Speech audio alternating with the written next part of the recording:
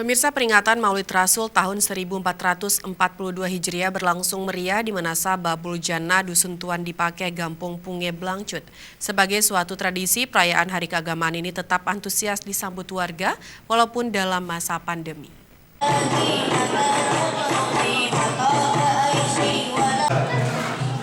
Sejak pagi, masyarakat telah bergotong royong mempersiapkan kenduri perayaan Maulid Rasul.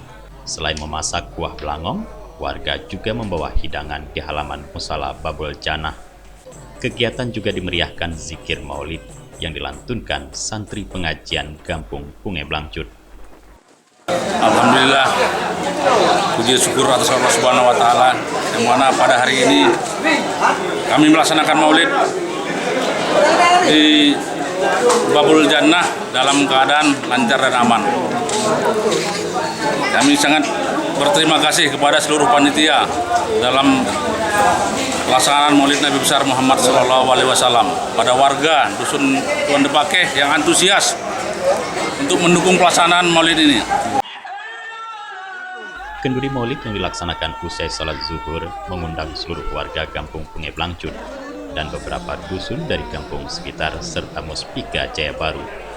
Seperti lazimnya tradisi peringatan Maulid di Aceh, usai kenduri masyarakat diminta membawa pulang seluruh hidangan yang masih tersisa untuk memuliakan dan menyenangkan hati penyumbang hidangan.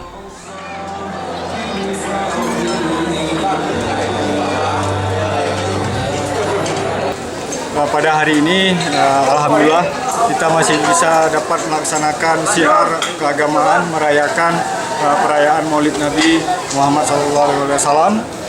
Jadi pada hari ini dalam kondisi pandemi maupun corona, tapi masyarakat bahu-membahu, panitia, seluruh masyarakat, ketua BKM, panitia pelaksana, dan para pemuda ikut membantu menyelenggarakan dan mensukseskan kegiatan Maulid Nabi pada tahun ini.